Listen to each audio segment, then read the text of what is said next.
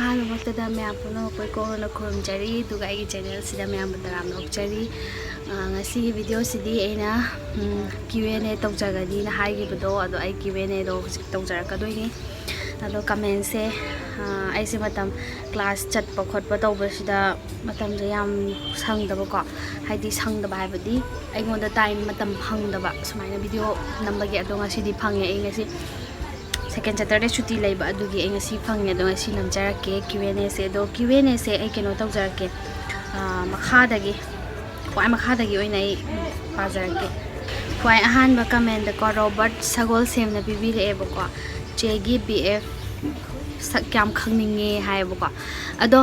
ꯁꯤꯒꯤ ꯀ꯭ꯋꯦꯁꯟꯁꯤꯗ ꯆꯞ ꯃꯥꯟꯅꯕ ꯑꯗꯨꯝ ꯈꯔ ꯌꯥꯎꯔꯦꯕꯀꯣ ꯑꯗꯣ ꯆꯞ ꯃꯥꯟꯅꯕꯁꯦ ꯑꯩ ꯀꯣꯟꯅ ꯃꯃꯥꯡꯗ ꯄꯤꯈꯤꯕ ꯑꯗꯨꯃꯥꯏꯅ ꯑꯩ ꯂꯥꯁꯇ कमेंट रिप्लाई दो पीजगेबको लास्ट को अदो एक अदुम पाथोक्चरके मानबसिंगदुना सत सत सत पारगा लास्ट पीरगे दो मानदबसिंगदो आई मयाम ममांगदा अदुम हौजे हौजे दुमा पाखुम पीजरकेको नंजेदा मेना कालाश्रमना हाइबिरेको नंजेवी नंगी वीडियो से लोइना येंगबा नुंगाई अदो सोंगी हस्बैंड दो मसक अमता खंगसेगे माबो अमता याहलो अदुगा इपुरबना हौजे हौजे करी होनरिगे हाइबदो फजना हाइबिरो नगी नेक्स्ट दा जूलियट मयंगबना हाइबिरेको प्रेम नै पामदा लैरिसे नुपा मयुंगी थौदोका थोलकपा ददी युमदा चटपी ब्रा अदुगा फ्रेंड गी हस्बैंड गसु थेंगना दब्रा दगी नेक्स्ट दा अरिबम बबिनाना हंगि हाइबिरेको चेना करिगिदमक जगो इसे खोंगा बिरकपनो हाइबिरो अदु हाइबिरो खंगजनिंगेको सी पाखुम आई हुजिकी जरके हुजिकी अरिबम बबिनाना हंगिरेइबा क्वेश्चन सिगी पाखुम से पिजर अगे ऐसे मसागी पिथोरक हाइगद्रा मसाना अदुम पामना हाइतारेने अदुम पोक्थोरकपदगी हौना अदुम अइंगोंदा सुगुंबगी जगोई इसाइगी कइनोसे यावजरेबको अदुनबु चही अनि मखाय अखोय बाबागा ममागाना तंबीबनिको अइंगोंदा चही अनि मखाय सुबसिदगी ऐसे अदुम लेकाइगी थोखोल अदुम साबको सानिंगबा फावबा इसादा मी ममांगदा जगोय सानिंगबा फावबा अमामा फावबा हाइरेइसे अइंगोंदा कइनोमा यावजरकपैनेबको अदुमाइना तौरगा अदुम हौरकपदुना अदुना मरम ओइरगनेबा अइना ngasi जगोय इसाइगी लाइन जिदा थवाई ताना चंगजरिबा सी माइना तौजरिसे अदुगी मरम ओइदोइनेबको अइना पामजरकपा मदे अइंगोंदा कइनोमा यावजबदुना मरम ओइरगनेबा ngasi अइना जगोय इसाइगी लाइन सिदा अइना थवाई हक्चांग यावना चंगजरिसे गाइवांगमै गोनमैना हंबिरे चेगी नुपा वीडियो दा यावहल्लके मसा खंगनिंगे यावहल्लो मसा खंगनिंगे हाइदो माले माइसेको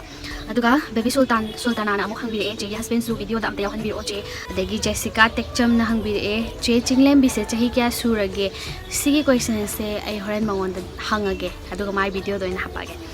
अदुगा मार्टिना माइबम चेगी हस्बैंड गा कई मरमगी लेमिनाड्रिनो सुंगु उदेना चेगी दादादी को अदगी दाइजी युमनामना अमुक हंबिरे अहानबमक्तदा अदोमगी जगोय लोइना येंगजै यामना सुनुंगाई थैंक यू अदुगा अदोम से चही क्यामुक सुरगे आई चही 25 सुरिनी अदुगा अदोमगी वीडियो दा इपुरबे यावहनबीबा दा करी अकाइबा लैगे मसी आंसर से कोना लास्ट पिजगे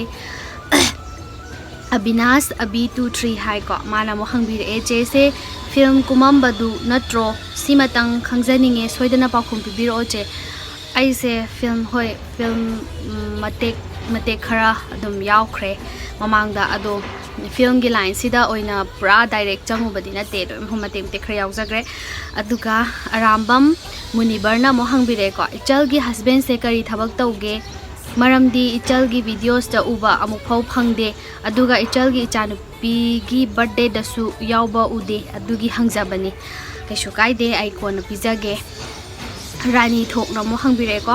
चेगी इंस्टाग्राम दा question हंगबदा यामना ngakpa ama thengnaki adubo asengbro chegi nupa ulaktri se ainadi haira aroi chegi chindagi asengba taninge kaino ai khangja hodre ko khangdre haidi aina kamai kai haigi bano habdo ai khangja hodre ado ai horen pisar ke pakhum aroi bida ko rina moirang themna hange che se chehi kya surge ai chehi 25 surine Bibek Yurembam Namok Hangbire Che se Kailam Dagino, Chegi husband se Kari Hotnarige, I say Kurai Ahonga Sebam like I Dagine, Aduga Inaugi, second part China, I Horan Pizarage, Dagi Phillips, his name Phillips Namohangbire, Chegi husband Ula O Toy Yung Kai Bamna Amok Hangbire, Che se Kailam Dino, I say Kurai Ahonga Sebam like guys Dagine. Piona chanu hamom na mo hangbire ko chegi nupado kainarabo madi ude aduga moigi yumda su leite maram haibiro khangningbagi hangjabani warau binu kaisu kaiba leite ai khoren pakhum pizage Chongtham Malemnganbi Lanjenbigi husband masak utpir o yaragadi aduga ipamda sum leiba male masigi maram haibir o soidana haizarake horen haizarake naubi hawba chegi husband gi masak lo o lisam sama sanamacha ai nangbu nushi yadabi haro kamena meawre ko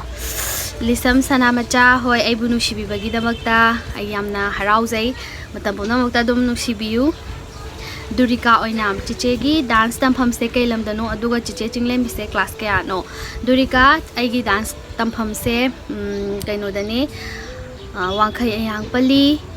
haksel gym dani aduga che chinglem bisina chahi 21 surini ko ingudam chitra lanchen binangi family gi maram da share khara tawra o taninge khangninge aigi sis haigadra chitra nupi ko sis aigi kano se aigi family se aise santrok tagi na yasengba janam santrok kana khulama khaktagi aise hauzarak pani adudagi khorina form taraga aise hauzarak pani aduga aise akhoi babagi sinus tonsil yenge ba akhoi baba se adugi na maram oiraga ada sum leiraga de akhoi gi mi pong unaba khotpa ama mahaiba ma leidana ko mi lakpa khudong chada ba khotta ba haiba ma leidana adugi damakta akhoi se sida chekonda ahanba hongka lakpagi wari ni ko chekonda rent ta leizarame aduga khoi bagi clinic to aduda hangaga almai tawraga mi kai lakpa khotpa dum almai na yengame adagidi sum tek tawraga khoi sum sigi khurai hongka swem lekai khoin huji leibam phamsel lama cha ma leiraga yum saraga dumaina aina school ka ba horakpa timing horak tringai dagi lae bako ai dum pokthorok ko de dum lai hai biare be po ga da leramaga khara leramaga se dum lai hai biare ba ko almai tor ga ise ada school ka ba hore brighter academy da tame ba ise chakon gi ada tamaga asom da lam lairaga ise class adum kan da kyam karamane 2 3 4 mai karamadra adumaina adugumba karakpa gi da khoi sida laaga laikhre ba khoina huji leibam phamsa laikhre ado aigi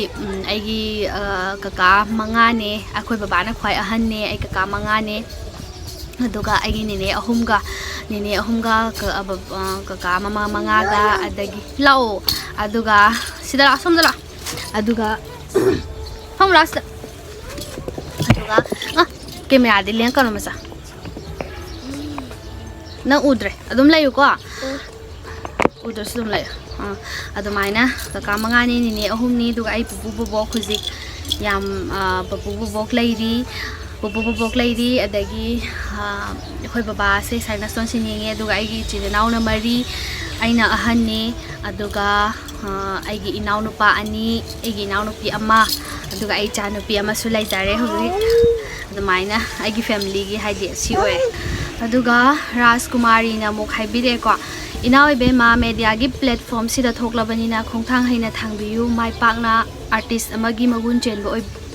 oi bira ko yam tina fajai che gi pautak se che na bibira iba engonda sigi suggestion adai pautak se aina thamoi dagi laujari phajana aduga hoi ai si line sida aina thawai ta na changjarabani na ai Jijena hari mayam se tawraga chatpa ngamba haibado ai oijage ado jijena su dum sumaina dum nungsibiyo Rosni kai samda muk haibire ko che na yumda lai se kai maram gi no husband maram da khar haibiyu aduga che gi husband photo ga yengjage ai horen haijage ko aduga R112 Prabita PH hai ko sina haibirak basina che chahi kya surage ai chahi 25 sure ni ko Helen konthawjam na mo haibire che saunu sumkhang da bai hangbane che gi nupa ga che ka se kai relationship no khang da bai hangbane ko che kaisu kai de ai horen haijarake maitai chanu angaubi ka ming se chiche reels adum nambir o chiche video loine yengja yam nungai thank you very much yam nusie inaw no ko adum yengbiu ko nusidam sile ai horen ai gi akhoi hingon se jo haipet ulake se kaino to bagi yum sa dore boko adugi so haipet ulake duka basan takhel lambam che ai se dance amna pame ado che gi dance academy du da yaujaba yagadra che gi dance academy se kai lam da leibano che basan takhel lambam nang na hari se dance academy haragadi aina hauji tamjari ba Jain dance academy C ओइदोइने अदुगा आइगी class तोंगान अइना home लौजबसिना को आसिना वांखै अयांगपल्ली road अदुगा हक्सेल gym हना अदुदा आई class लौजै को हौजे हौजिकसा अदुगा अदुम contact तौबिरो अदुम आई अदुम फजना अदुम कनो तौगे अदुगा बाइंग गुमन लाइफ इज गुड हाइ को मचलांगनो नोय ककागा वीडियो अमता नमाओ ननाव पिसु यावरगा याम नुंगाये एक्टिंग तौरगा यारकनी हाइना खले होय सोइदना नमजरके कादो हुजिक मागी खोई इनाव पागी मा एग्जाम मागी कॉलेज तंबगी आचंगी बको मा हेक थोलपगा आइना मक्के अदुगा खाली दयाम 2000 मचलांगनो चेसे कैलमदैनो अमदी कैलमदै युम पालिनो आइसे खुराय अहोंगै लेकाइदगिनी अरोइबसे आई होरेन हाइजरके चलांगनुको दगी सांता नमो हाइबिरेको चेगी हस्बैंड दो अमता उद्री अमता यंगजगे कैमिंग कौगे कई थबक तौगे फोटो ओइरसु हापिरो यंगनिंगे अदगी नेक्स्ट सुनीता फाइरेंबमना चेसे याम नुसिए यामनसु चम्मे थैंक यू वेरी मच चेगी चासे क्लास कया तमगे आई जानुपी क्लास तमद्री मा चही अनि हंतक सुगिता ngaइनेबको अदो होय आइना मासे मथंग नेक्स्ट चही अहुम तौदे चही अहुम सुरमदाई दुदगी दे आइना मासे थारगेना खल्ले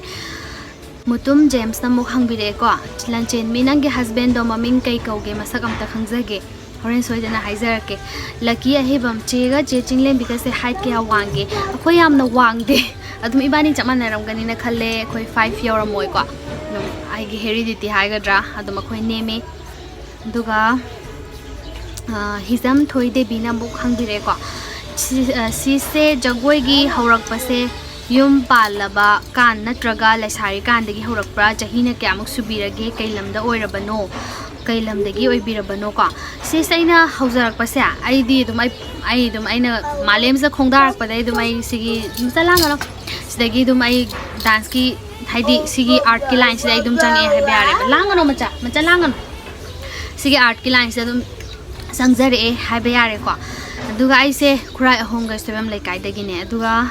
ओइना मोनिका ना महंबिरे लंजेदगी नुपासे कैलमदगिनो अदुगा नंगी नुपागा लेमिनद्रिसिना कैगिनो लेमिनद्रगसु नुपा मयुमदा नों फादोक चटपे याइना होरेन हाइजरके थुकचो मला चनु मचा लांगनो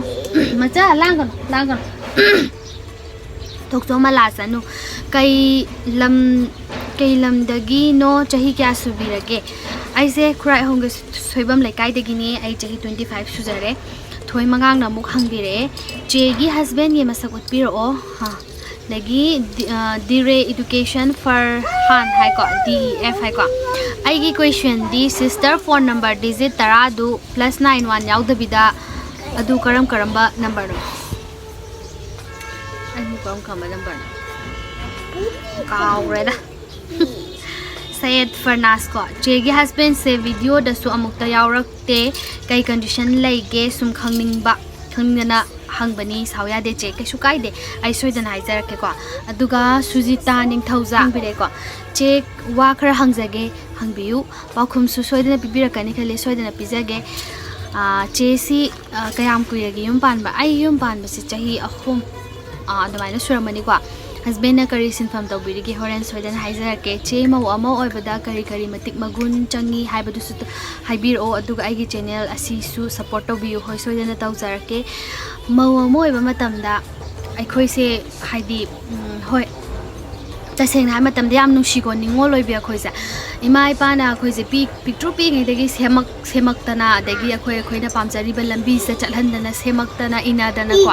मचलांगनो अदुमाइना तौजरकपनेबा दुमाइना तौबिरागा सेमबिरेबा अखोइसे अदुबु पुमनमक से तुंगोइनरमगा आइगी नुपादुना आइगी नुपादुना हेलेना अखोइसे नुपा मयमदुदा सटलिनेबको नुपा मयमदुदा सटलाबा मतुंगा मौ अमना तौगदबा गुन हाइरगदिको आइना सिदा सि मतांग हाइजनिंगबदि अदुगी नुपीदुना अदुमाइना तौरगा नुपा मयुमदुदा मागी पुनमक नुसिजबा कैका अदगी पुनमक थादोमगा सागैनाते पुनमक थादोम नुपादुगी मेमदा चटपनी अदुना नुपादुगी इमुंग मनुनासु नुपादुनासु नुसिबम थोएबा नुपादुगी मयुमनासु अदगी नुपादुनासु याम नुसिबम थोए याम लुना तौबम थोएको अदुगा सिना मरोम लैग्रे अदुगा मौ अमोइबा मतमदा लैरिबा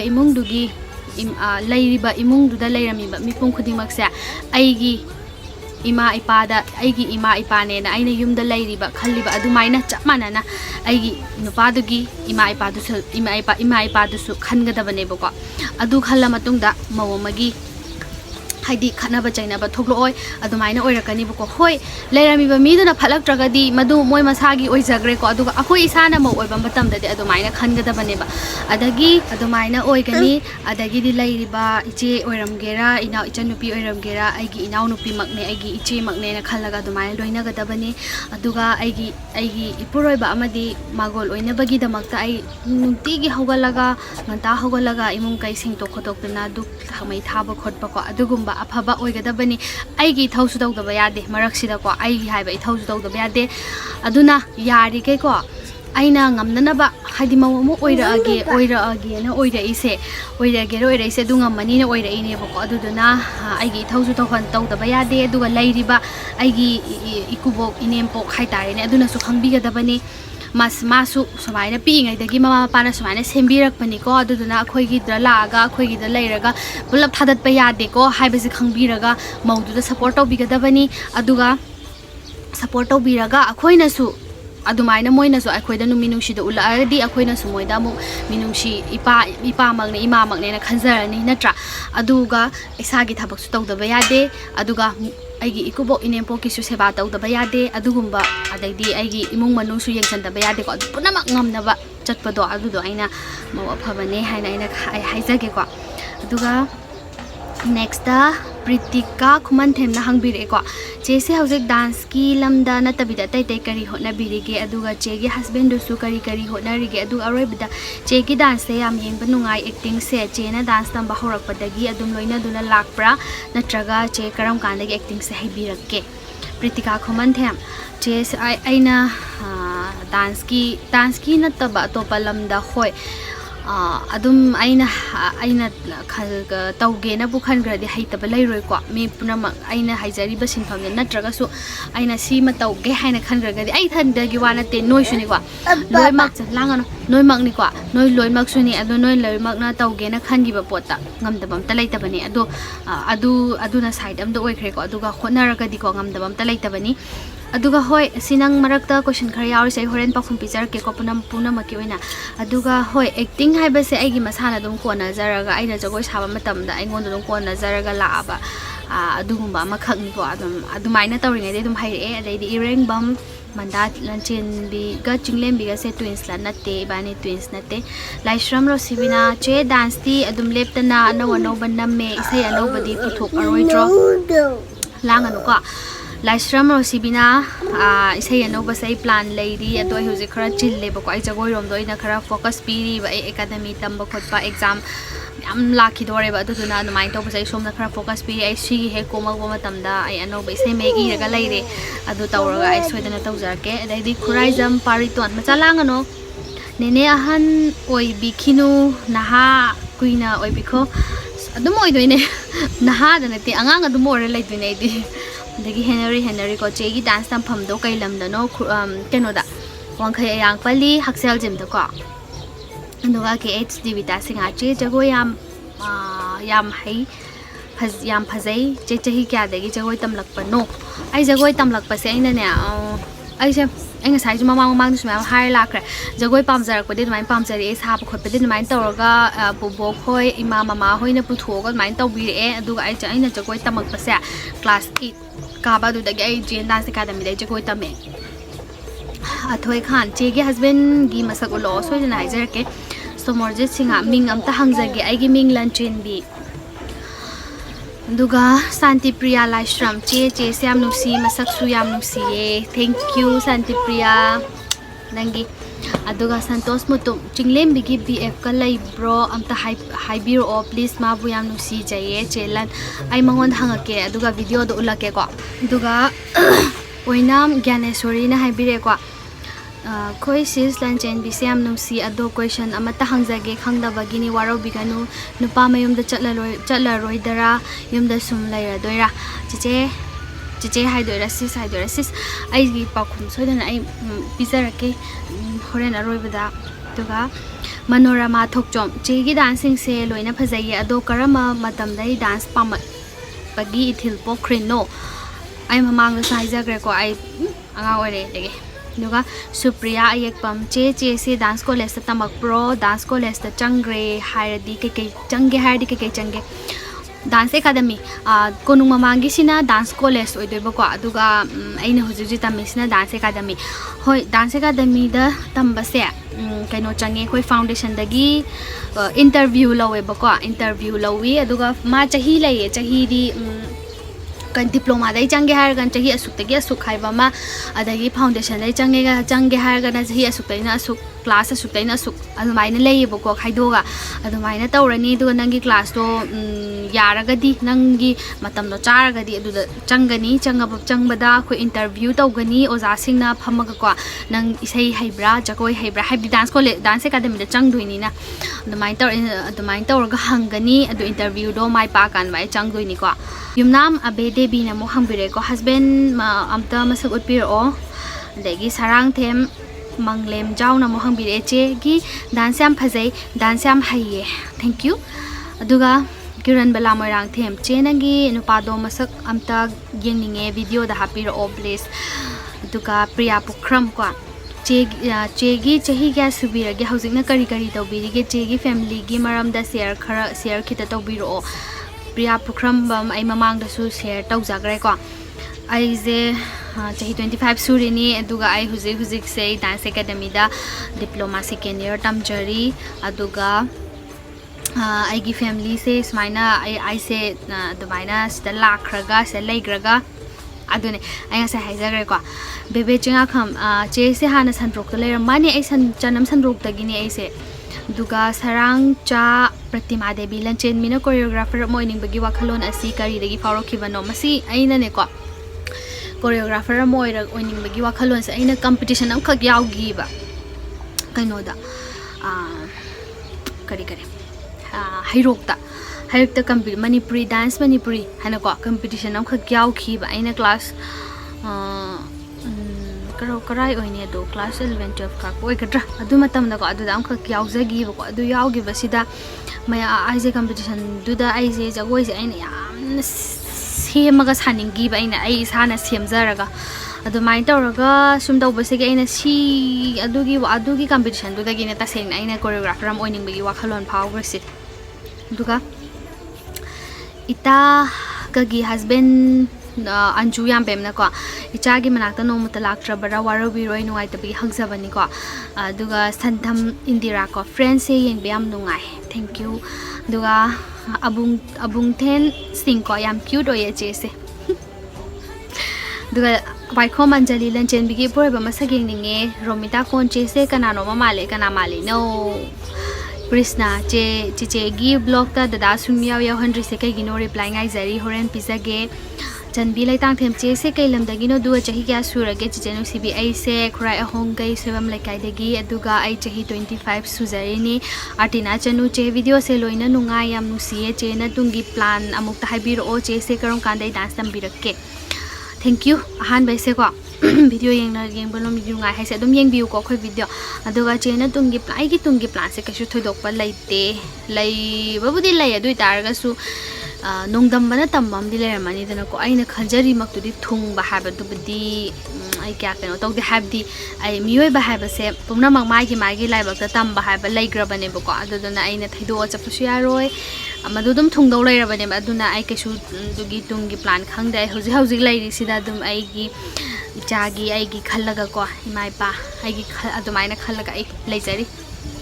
aduga ai je class 8 adai dai dance ta me ko dance academy da laisa manoban hai ko sina che je kailam ta gino dance su hai ye hana kanada tamake che ai se khurai honga stimam lai kai da gini aduga ai kaino da tamak ko dance academy da khurai kaino sigi dance academy da tam e ko monaware pam ko che hauzik che gi project kai paikhat piri ge che se film gi line da changbagi asa lai bibra lai ai film gi line da changani ko ai asa lai adu hauzik gi dinate ai tung da ko aduga ai project thoidok na hauzik se project khara di lai gi bane ko lai ba adu hauzik som da dance academy da mai on jhal labni na ai je project se khara latle ai na keno tawdre ba nene dance ꯄꯤꯛꯏꯉꯩꯗꯒꯤ ꯄꯥꯝꯂꯛꯄ꯭ꯔꯥ ꯄꯥꯝꯃꯛꯑꯦ ꯑꯩ ꯑꯗꯨꯒ ꯁꯟꯖꯣꯏ ꯊꯥꯡꯖꯪꯅ ꯑꯃꯨꯛ ꯍꯥꯏꯕꯤꯔꯛꯑꯦꯀꯣ ꯁꯣ Preeti thank you ꯃꯤꯁ ꯋꯥꯁꯤꯃꯥ ꯅ ꯑꯃꯨꯛ ꯍꯪꯕꯤꯔꯛꯑꯦ ꯆꯦꯁꯦ ꯃꯁꯛ ꯌꯥꯝ ꯅꯨꯡꯁꯤ ꯆꯦꯒꯤ video ꯂꯣꯏꯅꯃꯛ ꯌꯦꯡꯕ ꯅꯨꯡꯉꯥꯏ ꯑꯗꯨꯝ ꯌꯦꯡꯕꯤꯌꯣ ꯑꯗꯨꯒ ꯋꯥꯁꯤꯃꯥꯅꯒꯤ ꯑꯗꯨꯒ ꯕꯤꯕꯤ ꯂꯥꯏꯁ꯭ꯔꯝꯅ ꯑꯃꯨꯛ ꯍꯥꯏꯕꯤꯔꯛꯑꯦ ꯆꯦꯁꯦ ꯌꯥꯝꯅ ꯄꯦꯟꯗꯕ ꯀꯔꯤꯒꯨꯝꯕ ꯑꯃ ꯊꯃꯣꯏꯅꯨꯡꯗ ꯐꯨꯝꯗꯨꯅ ꯂꯩꯕ ꯃꯥꯜꯂꯤ ꯅꯤꯡꯍꯟꯅꯕ ꯂꯩꯇꯕ ꯊꯧꯅꯥ ꯑꯃꯒ ꯂꯣꯏꯅꯅ ꯍꯤꯡꯕꯒꯤ ꯃꯃꯤꯁꯨ ꯇꯥꯏ ꯆꯦꯅ ꯏꯆꯥꯒꯤꯗꯃꯛ ꯁꯃꯥꯖꯀꯤꯗꯃꯛ ꯈꯜꯂꯒ ꯍꯣꯠꯅꯕ ꯈꯨꯗꯤꯡꯗ ꯃꯥꯏ ꯄꯥꯛꯄ ꯑꯣꯏꯕꯤꯌꯨ ꯑꯗꯨꯒ ꯃꯤ ꯑꯃ ꯑꯣꯏꯔꯒ ꯃꯤ ꯑꯃꯒꯤ ꯋꯥꯈꯜꯂꯣꯟ ꯈꯪꯕ ꯉꯝꯗꯕ ꯃꯤꯒꯤꯗꯤ ꯀꯩꯝ ꯈꯜꯂꯨꯅꯨ ꯆꯦ ꯃꯥꯏ ꯄꯥꯛꯄ ꯉꯥꯛꯇ ꯑꯣꯏꯕꯤꯌꯨꯀꯣ ꯆꯦ ꯊꯦꯡꯛ ꯌꯨ ꯕꯦꯕꯤ ꯂꯥꯏꯁ꯭ꯔꯝ ꯑꯩ ꯏꯅꯥꯎꯒꯤ ꯋꯥꯍꯩꯁꯤꯡ ꯑꯃꯗꯤ ꯏꯅꯥꯎꯒꯤ ꯁꯨꯃꯥꯏꯅ ꯊꯧꯅꯥꯁꯤꯡꯁꯦ ꯑꯩ ꯄꯨꯂꯞ ꯂꯧꯁꯟꯖꯒꯦ ꯑꯗꯨꯒ ꯑꯩ ꯆꯞ ꯆꯥꯅ ꯍꯤꯡꯕ ꯉꯝꯅꯕ ꯍꯣꯠꯅꯒꯦꯀꯣ ꯑꯗꯨꯒ ꯔꯇꯤꯕꯂꯥ ꯑꯥꯔ ꯀꯦꯅ ꯑꯃꯨꯛ ꯍꯪꯕꯤꯔꯛꯑꯦ ꯑꯍꯥꯟꯕꯗ ꯑꯅꯥ ꯑꯌꯦꯛ ꯌꯥꯎꯗꯕ ꯑꯣꯏꯕꯤꯌꯨ ꯑꯣꯏꯖꯒꯦ ꯑꯗꯨꯒ ꯗꯥꯟꯁ ꯌꯦꯡꯕ ꯌꯥꯝ ꯅꯨꯡꯉꯥꯏ ꯚꯤꯗꯤꯑꯣ ꯂꯦꯞꯇꯅ ꯊꯥꯒꯠꯄꯤꯔꯛꯑꯣ ꯑꯩ ꯊꯥꯒꯠꯆꯔꯛꯀꯦ ꯁꯣꯏꯗꯅ ꯌꯥꯝ ꯅꯨꯡꯁꯤꯌꯦ ꯔꯇꯤꯕꯂꯥ ꯑꯥꯔ ꯀꯦ ꯕ꯭ꯔꯍꯥꯆꯥꯔꯤ ꯏꯕꯦꯌꯥꯏꯃꯀꯣ ꯆꯦꯁꯦ ꯆꯍꯤ ꯀꯌꯥ ꯁꯨꯔꯒꯦ ꯀ꯭ꯋꯥꯂꯤꯐꯤꯀꯦꯁꯟꯅ ꯀꯌꯥꯅꯣ ꯑꯝꯇ ꯍꯥꯏꯕꯤꯔꯝꯃꯣ ꯆꯦꯁꯦ ꯌꯥꯝ ꯅꯨꯡꯁꯤꯌꯦ ꯅꯪꯒꯤ ꯑꯗꯨꯒ ꯑꯩꯁꯦ ꯆꯍꯤ 25 ꯁꯨꯔꯤꯅꯦ ꯑꯗꯨꯒ ꯑꯩꯁꯦ ꯍꯧꯖꯤꯛ ꯀ꯭ꯋꯥꯂꯤꯐꯤꯀꯦꯁꯟꯁꯦ ꯒ꯭ꯔꯦꯖꯨꯑꯦꯁꯟꯅꯤꯀோ ꯈꯥꯏꯗꯦꯝ ꯁꯆꯤꯔꯥꯅꯤꯀꯣ ꯍꯁꯕꯦꯟꯒ ꯄꯨꯟꯅ ꯂꯩꯃꯤꯟꯅꯗ꯭ꯔꯤꯁꯦ ꯀꯩꯒꯤꯅꯣ ꯑꯗꯨꯒ ꯑꯉꯥꯡꯒꯤ ꯕꯔꯊꯗꯦꯁꯨ ꯌꯥꯎꯗꯦ ꯈꯪꯗꯗꯅ ꯍꯪꯖꯕꯅꯤ ꯋꯥꯔꯧꯕꯤꯔꯣꯏ ꯑꯩ ꯁꯣꯏꯗꯅ ꯄꯥꯎꯈꯨꯝ ꯄꯤꯖꯔꯛꯀꯦ ꯃꯉꯥꯡ ꯆꯅꯨ ꯍꯦꯂꯦꯅꯥ ꯆꯦ ꯌꯨꯇ꯭ꯌꯨꯕ ꯍꯥꯡꯉꯛꯏꯁꯦ ꯀꯩ ꯋꯥꯈꯜꯂꯣꯟꯗꯒꯤꯅꯣ ꯑꯗꯨꯒ ꯆꯦꯒꯤ ꯑꯦꯝ ꯏꯟ ꯂꯥꯏꯐꯁꯦ ꯀꯔꯤꯅꯣ ꯑꯩꯅ ꯌꯨꯇ꯭ꯌꯨꯕ ꯍꯥꯡꯕꯒꯤ ꯃꯔꯝꯁꯦ ꯑꯩ ꯌꯨꯇ꯭ꯌꯨꯕ ꯍꯥꯡꯅꯤꯡꯕꯒꯤ ꯋꯥꯈꯜꯂꯣꯟꯁꯦ ꯑꯩ ꯂꯩꯁꯥꯔꯤꯉꯩꯗꯒꯤ ꯂꯩꯈ꯭ꯔꯦꯕꯀꯣ ꯍꯥꯡꯁꯨ ꯍꯥꯡꯉꯦ ꯑꯩꯒꯤ ꯌꯨꯇ꯭ꯌꯨꯕ ꯍꯥꯡꯈꯤꯕꯅꯤ ꯑꯗꯨꯒ ꯑꯗꯨꯁꯦ ꯑꯩꯅ ꯗꯥꯟꯁꯀꯤ ꯃꯌꯥꯝ ꯊꯥꯒꯠꯂꯤꯀꯣ ꯀꯣꯔꯤꯌꯣꯒ꯭ꯔꯥꯐꯤ ꯑꯩ ꯇꯧꯔꯒ ꯃꯌꯥꯝ ꯊꯥꯒꯠꯂꯝꯃꯦ ꯑꯗꯣ ꯂꯥꯏꯕꯛ ꯊꯤꯕꯅ ꯈꯨꯗꯣꯡ ꯆꯥꯈꯤꯗ꯭ꯔꯦꯀꯣ ꯑꯗꯣ ꯍꯧꯖꯤꯛꯁꯦ ꯑꯩꯅ ꯌꯨꯇ꯭ꯌꯨꯕ ꯍꯥꯡꯅꯤꯡꯕꯒꯤ ꯋꯥꯈꯜꯂꯣꯟꯁꯦ ꯀꯩꯒꯤꯅꯣ ꯍꯥꯏ ꯀꯥꯟꯗ ꯑꯦꯛꯆꯨꯋꯦꯂꯤ ꯑꯩ ꯃꯇꯝ ꯄꯨꯝꯅꯃꯛꯇ ꯁꯣꯁꯥꯏꯇꯤꯒ ꯀꯣꯟꯅꯔꯒ ꯍꯥꯏꯗꯤ ꯁꯣꯁꯥꯏꯇꯤꯒ ꯂꯣꯏꯅꯔꯒ ꯆꯠꯃꯤꯟꯅꯅꯤꯡꯉꯦꯕ ꯍꯥꯏꯗꯤ ꯇꯁꯦꯡꯅ ꯍꯥꯏ ꯃꯇꯝꯗ ꯑꯩꯒꯤ ꯂꯥꯏꯐ ꯑꯩꯁꯦ ꯌꯨꯝꯗ ꯈꯇꯪ ꯍꯤꯡꯅꯤꯡꯗꯦꯕ ꯌꯨꯝ ꯃꯅꯨꯡꯗ ꯈꯇꯪ ꯍꯤꯡꯅꯤꯡꯗꯦꯕꯀꯣ ꯑꯩꯒꯤ ꯋꯥꯈꯜꯂꯣꯟꯅꯤꯀோ ꯑꯩꯒꯤ ꯋꯥꯈꯜꯂꯣꯟ ꯃꯌꯥꯝꯒꯤꯁꯨ ꯋꯥꯈꯜꯂꯣꯟ ꯂꯩꯖꯔꯝꯒꯅꯤ ꯑꯗꯨꯕꯨ ꯑꯩ ꯌꯨꯝꯗ ꯈꯛꯇ ꯍꯤꯡꯅꯤꯡꯗꯦ ꯑꯩꯅ ꯍꯩꯖꯔꯤꯕ ꯏꯍꯩꯁꯦ ꯑꯩꯅ ꯈꯤꯇꯪ ꯍꯩꯖꯕꯁꯦ ꯃꯅꯤꯄꯨꯔꯒꯤ ꯃꯤꯌꯥꯝꯗ ꯁꯤꯌꯔ ꯇꯧꯔꯒ ꯄꯥꯝꯖꯔꯤꯕ ꯍꯧꯔꯛꯄ ꯏꯟꯈꯠꯂꯛꯄ ꯃꯌꯥꯝ ꯂꯩꯗꯅꯀꯣ ꯃꯣꯏꯗ ꯁꯤꯌꯔ ꯇꯧꯕꯤꯕ ꯑꯃꯗꯤ ꯑꯩꯒꯤ ꯍꯩꯖꯔꯤꯕ ꯑꯩꯒꯤ ꯏꯍꯩꯁꯤꯗꯀꯣ ꯑꯩꯁꯦ ꯃꯅꯤꯄꯨꯔ ꯏꯃꯥ ꯃꯅꯤꯄꯨꯔꯁꯦ ꯑꯃꯨꯛꯇꯪꯗꯤ ꯑꯩ ꯃꯥꯂꯦꯝ ꯁꯤꯟꯕ ꯊꯨꯡꯅ ꯃꯁꯛ ꯇꯥꯛꯀꯦ ꯈꯪꯍꯟꯒꯦ ꯑꯩꯈꯣꯏꯒꯤ ꯇ꯭ꯔꯦꯗꯤꯁꯅꯦꯜ ꯑꯩꯈꯣꯏꯒꯤ ꯆꯠꯅꯕꯤ ꯑꯩꯈꯣꯏꯒꯤ ꯂꯩꯔꯤꯕ ꯑꯩꯈꯣꯏꯒꯤ ꯐꯖꯈ꯭ꯔꯕꯀꯣ ꯑꯩꯈꯣꯏꯒꯤ ꯖꯒꯣꯏ ꯏꯁꯩ ꯃꯌꯥꯝꯁꯦ ꯑꯩꯅ ꯑꯝꯇꯪꯗꯤ ꯃꯥꯂꯦꯝ ꯄꯨꯝꯅꯃꯛꯀꯤ ꯃꯐꯝꯗ ꯍꯣꯏ ꯑꯩꯒꯤ ꯃꯃꯥꯡ ꯊꯛꯇ ꯑꯣꯖꯥ ꯒꯨꯔꯨ ꯃꯌꯥꯝ ꯑꯃ ꯂꯩꯈ꯭ꯔꯦ ꯃꯣꯏꯅꯁꯨꯈꯪꯍꯜꯂꯒ ꯂꯥꯛꯏꯀꯣ ꯑꯗꯨꯒꯨꯝꯕꯒꯤ ꯋꯥꯈꯜꯂꯣꯟꯗꯣ ꯑꯩꯉꯣꯟꯗ ꯆꯨꯁꯜꯂꯒ ꯑꯩꯅ ꯑꯗꯨ ꯃꯌꯥꯝꯗꯣ ಖꯪꯍꯟꯒꯦ ꯎꯍꯟꯒꯦ ꯍꯥꯏꯕꯒꯤ ꯋꯥꯈꯜꯂꯣꯟꯁꯤꯗ ꯑꯩꯅ ꯌꯨꯇ꯭ꯌꯨꯕꯁꯦ ꯍꯥꯡꯖꯈꯤꯕꯅꯤꯀꯣ ꯑꯗꯨꯒ ꯇꯣꯟ ꯃꯆꯥ ꯅꯦꯅꯦꯁꯦ ꯀꯥꯏꯗꯩꯅꯣ ꯃꯤꯡ ꯍꯥꯏꯕꯤꯔꯛꯑꯣ ꯁ꯭ꯇꯦꯟꯗꯔꯠ ꯀꯌꯥꯅꯣ ꯌꯨꯝ ꯄꯥꯜꯂꯕꯣ ꯅꯦꯅꯦꯁꯦ ꯍꯣꯏ ꯄꯥꯜꯂꯦ ꯑꯗꯨꯒ ꯑꯩꯁꯦ ꯀꯩꯅꯣꯗꯒꯤꯅꯦ ꯅꯦꯅꯦ ꯍꯥꯏꯀꯣ ꯃꯥ ꯑꯉꯥꯡ ꯃꯆꯥ ꯑꯣꯏꯔꯝꯗꯧ ꯃꯥꯜꯂꯦ ꯇꯣꯟ ꯃꯆꯥ ꯍꯥꯏ ꯅꯦꯅꯦꯁꯦ ꯀꯥꯏꯗꯩꯅꯣ ꯑꯩ ꯈꯨꯔꯥꯏ ꯑꯍꯣꯡꯒꯩꯗꯒꯤꯅꯤ ꯑꯗꯨꯒ ꯑꯩꯒꯤ ꯃꯤꯡꯅ ꯂꯟꯆꯦꯟꯕꯤ ꯑꯗꯨꯒ ꯑꯩꯒꯤ ꯁ꯭ꯇꯦꯟꯗꯔꯠꯅ ꯒ꯭ꯔꯦꯖꯨꯑꯦꯁꯟ ꯑꯗꯨꯒ ꯄ꯭ꯔꯤꯇꯤꯁꯤꯌꯥ ꯂꯣꯏꯇꯣꯡꯕꯝꯅ ꯍꯪꯕꯤꯔꯛꯑꯦꯀꯣ ꯆꯦ ꯑꯩꯅ ꯌꯥꯝ ꯍꯪꯅꯤꯡꯕꯗꯤ ꯆꯦ ꯆꯤꯡꯂꯦꯝꯕꯤꯒꯤ ꯕꯣꯏꯐ꯭ꯔꯦꯟ ꯃꯁꯛ ꯈꯪꯅꯤꯡꯉꯦ ꯑꯩ ꯃꯁꯤ ꯃꯉꯣꯟꯗ ꯃꯥ ꯃꯁꯥꯗ ꯚꯤꯗꯤꯑꯣ ꯅꯝꯃꯛꯀꯦ ꯑꯗꯨꯒ ꯍꯣꯔꯦꯟ ꯍꯥꯞꯄꯛꯀꯦ ꯑꯗꯨꯒ ꯆꯥꯝꯔꯤ ꯆꯤꯊꯨꯡ ꯆꯦꯁꯦ ꯆꯍꯤ ꯀꯌꯥ ꯁꯨꯔꯒꯦ ꯆꯍꯤ 25 ꯁꯨꯔꯤꯅꯤꯀꯣ ꯇꯦꯇꯦ MK ꯏꯇꯩ ꯕꯔꯊꯗꯦ ꯂꯥꯛꯇ꯭ꯔꯤ ꯀꯩꯒꯤꯅꯣ ꯁꯣꯏꯗꯅ ꯍꯥꯏꯖꯔꯛꯀꯦ ꯅꯤꯅꯤꯀꯥ ꯂꯧꯀ꯭ꯔꯥꯛꯄꯝ ꯑꯍꯥꯟꯕꯃꯛꯇꯗ ꯁꯤꯁꯇꯔꯒꯤ ꯚꯤꯗꯤꯑꯣꯁꯦ ꯌꯥꯝ ꯅꯨꯡꯉꯥꯏꯌꯦ ꯊꯦꯡꯛ ꯌꯨ ꯁꯤꯁꯇꯔ ꯂꯟꯆꯦꯟꯕꯤ ꯑꯃꯗꯤ ꯁꯤꯁꯇꯔ ꯆꯤꯡꯂꯦꯝꯕꯤꯒ ꯎꯅꯅꯕ ꯑꯃꯨꯛꯇ ꯁꯤꯟꯕꯤꯔꯛꯑꯣ ꯁꯣꯏꯗꯅ ꯁꯤꯟꯖꯔꯛꯀꯦ ꯑꯩꯈꯣꯏ ꯚ꯭ꯌꯨꯋꯔꯁ ꯃꯌꯥꯝꯒ ꯌꯥꯏꯀꯣ ꯁꯤꯁꯇꯔ ꯁꯣꯏꯗꯅ ꯁꯤꯟꯖꯔꯛꯀꯦ ꯎꯅꯕ ꯌꯥꯏ ꯍꯣꯏ ꯑꯩ ꯃꯇꯥꯡ ꯆꯥꯕꯗ ꯑꯩ ꯁꯣꯏꯗꯅ ꯃꯁꯤ ꯅꯤꯅꯤꯀꯥ ꯂꯧꯀ꯭ꯔꯥꯛꯄꯝ ꯁꯣꯏꯗꯅ ꯎꯅꯁꯤꯀꯣ ꯑꯩꯈꯣꯏ ꯃꯌꯥꯝ ꯎꯅꯈꯤꯗꯧꯅꯦ ꯗꯤꯄꯥ ꯍꯤꯖꯝ ꯆꯦꯒꯤ ꯚꯤꯗꯤꯑꯣ ꯑꯗꯨꯝ ꯂꯦꯞꯇꯅ ꯊꯥꯒꯠꯄꯤꯔꯛꯑꯣ ꯐꯨꯜ ꯁꯞꯄꯣꯔꯠ ꯂꯩꯖꯔꯤ ꯊꯦꯡꯛ ꯌꯨ ꯚꯦꯔꯤ ꯃꯆ ꯗꯤꯄꯥꯒꯤ ꯑꯅꯤꯁꯥ ꯈꯨꯂꯥꯛꯄꯝ ꯀꯣ ꯆꯦꯒꯤ ꯍꯁꯕꯦꯟꯁꯦ ꯀꯩꯗꯧꯔꯤꯒꯦ ꯑꯗꯨꯒ ꯆꯤꯆꯦ ꯑꯗꯨꯒ ꯀ꯭ꯋꯦꯁꯟ ꯅꯝꯕꯔ 1 ꯀꯣ ꯑꯗꯨꯒ ꯀ꯭ꯋꯦꯁꯟ ꯅꯝꯕꯔ 2ꯗ ꯆꯤꯆꯦꯅ ꯏꯄꯥꯝꯗ ꯂꯩꯔꯤꯁꯦ ꯀꯩꯒꯤꯅꯣ ꯀ꯭ꯋꯦꯁꯟ ꯅꯝꯕꯔ 3ꯗ ꯆꯤꯆꯦꯒ husbandga ꯂꯩꯃꯤꯟꯅꯗꯕ꯭ꯔꯥ ꯈꯪꯗꯕꯒꯤ ꯍꯪꯖꯕꯅꯤ ꯋꯥꯔꯧꯕꯤꯔꯣꯏ ꯀꯩꯁꯨ ꯀꯥꯏꯗꯦ ꯑꯩ ꯍꯣꯔꯦꯟ ꯍꯥꯏꯖꯔꯛꯀꯦ ꯑꯗꯨꯒ ꯅꯤꯔꯟ ꯈꯨꯃꯟ ꯑꯃꯨꯛ ꯍꯪꯕꯤꯔꯛꯑꯦ QnA ꯇꯧꯕꯗ ꯆꯤꯡꯂꯦꯝꯕꯤꯕꯨ ꯁꯣꯏꯗꯅ ꯌꯥꯎꯍꯟꯕꯤꯌꯨ ꯄ꯭ꯂꯤꯖ ꯑꯗꯨꯒ ꯑꯩꯅ ꯃꯉꯣꯟꯗ ꯍꯪꯖꯅꯤꯡꯕ ꯋꯥꯍꯪꯗꯤ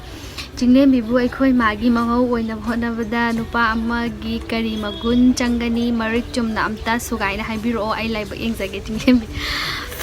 QnA ꯇꯧꯕꯗ ꯃꯥ ꯌꯥꯎꯕ ꯉꯝꯈꯤꯗ꯭ꯔꯦ ꯍꯥꯏꯕꯗꯤ ꯑꯩ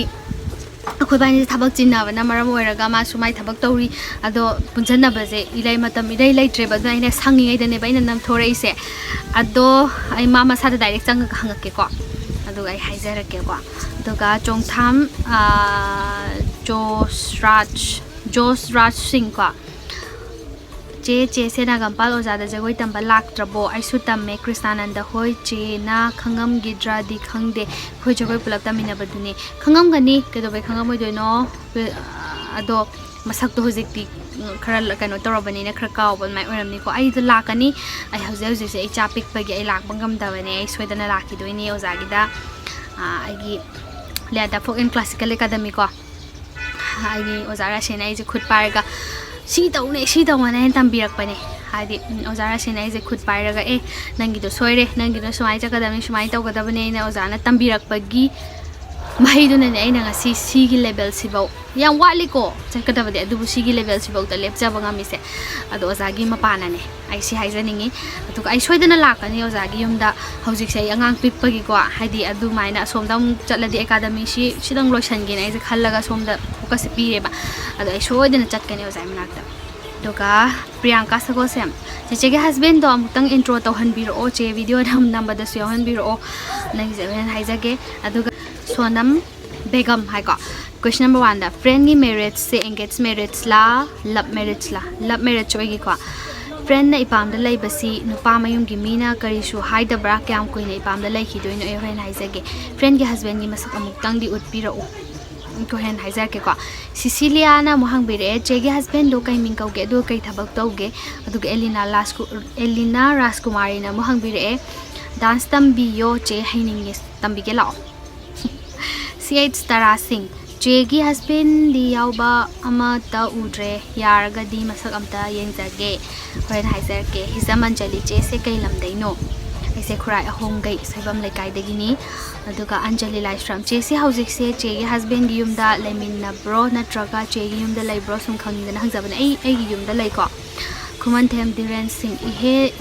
chen si dasam hai keep it up thank you brother Lashram Manihara Mohambire Chegi husband gi matang da kitang share tawbiyo soidana tawjarke aroibada duga Arvind Mayang Lambam machena khwaidagi nusiba kawbangam laroidaba life ki special moments ani dang share tawbiyu and machena khwaidagi nusiba asigi ahan base haijarke agi life ki moment haragadi ko anboina agi khwaidagi nungaiba moment haijage ai share tawjage मदो इकुई कुइड्रिको आइसे dance academy से तमम मतुंग चाही तरा चाही तरा चाही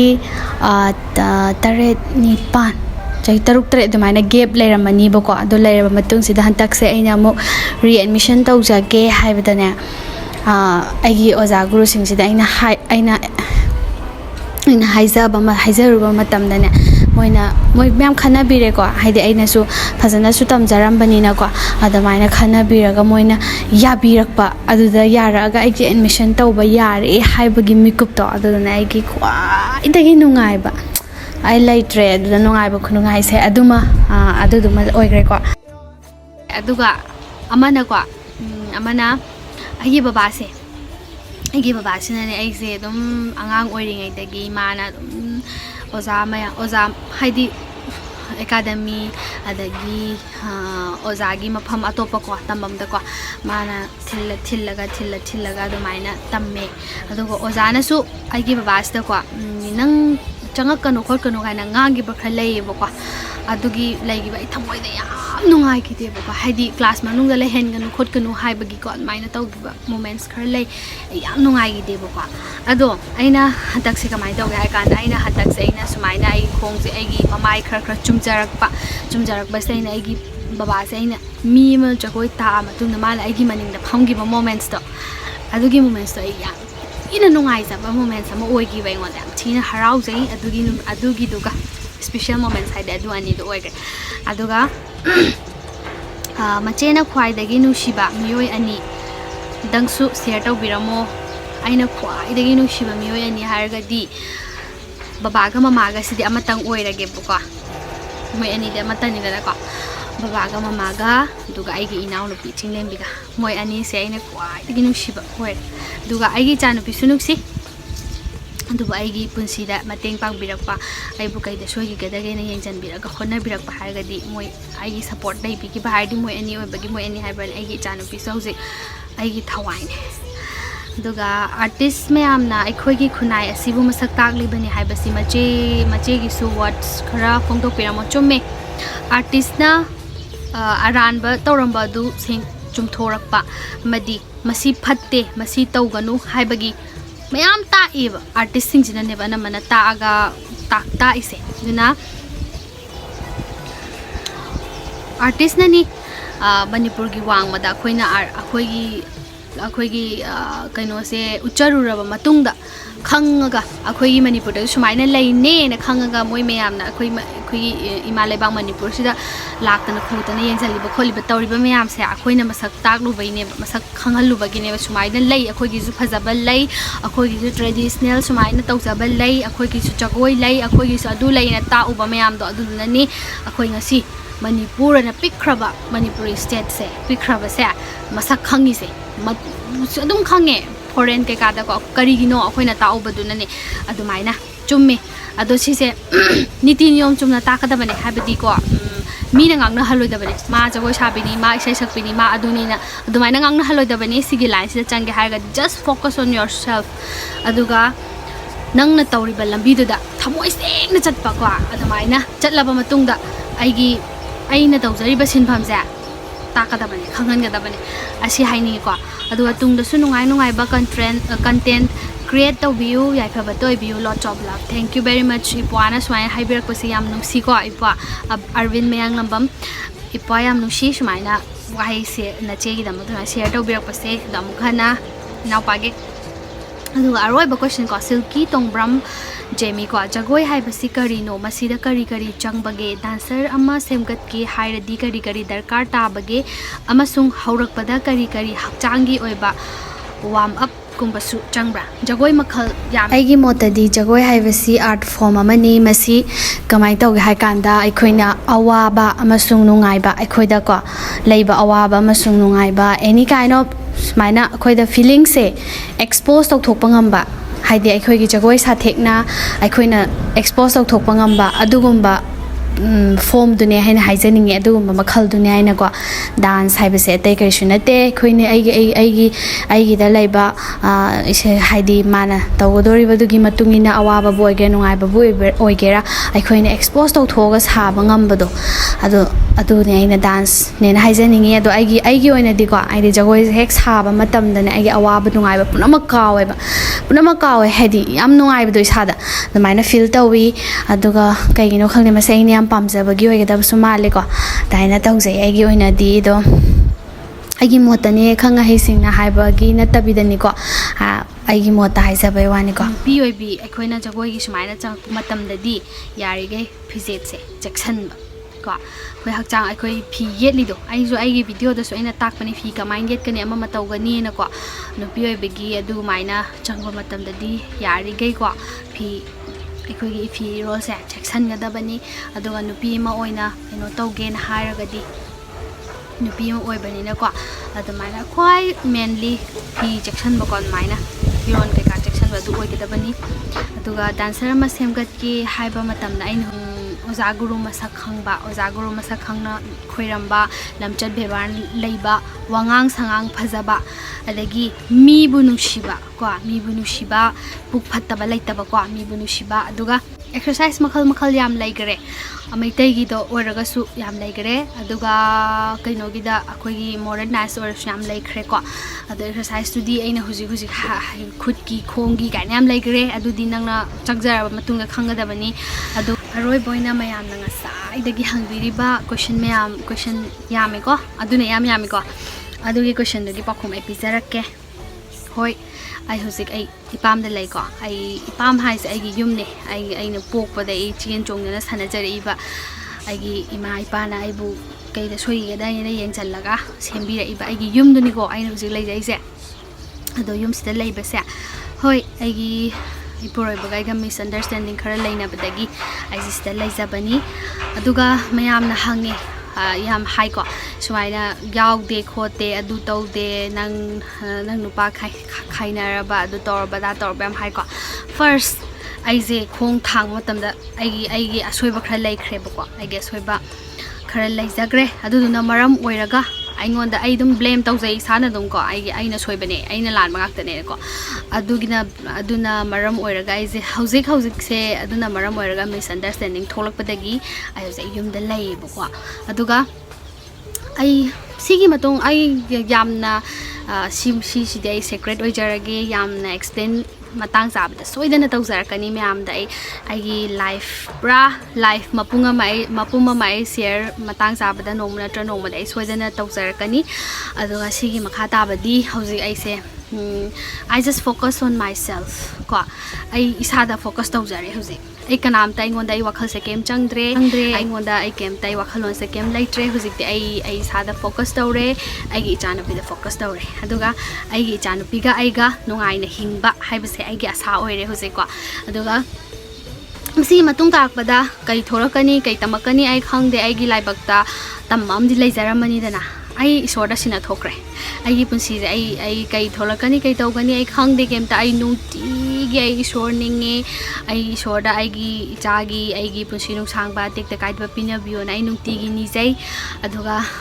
ai gi punsi samtang di mamai chumhanbir on ai nuti gi isorda nijari sida hian bai ke sumta khanba laitre ai hauze hingi si hinge bako aduga ai matung da ko kai tholakani kai tamakani habda ai isorda sina thokre aduga ai si details oina ko ai phajana wari lira khini ai gi punsi wari aduga mayam aduda mu khangminarasi aduga haujik se isor sina ngonda yamna challenge piba hek ai se sigi jagoi gi line se hek changak pa khok padagi isor sina ngonda yamna challenge duki mati pigre ngonda ya wa ba stage mayam ama thengnara khreba khangaba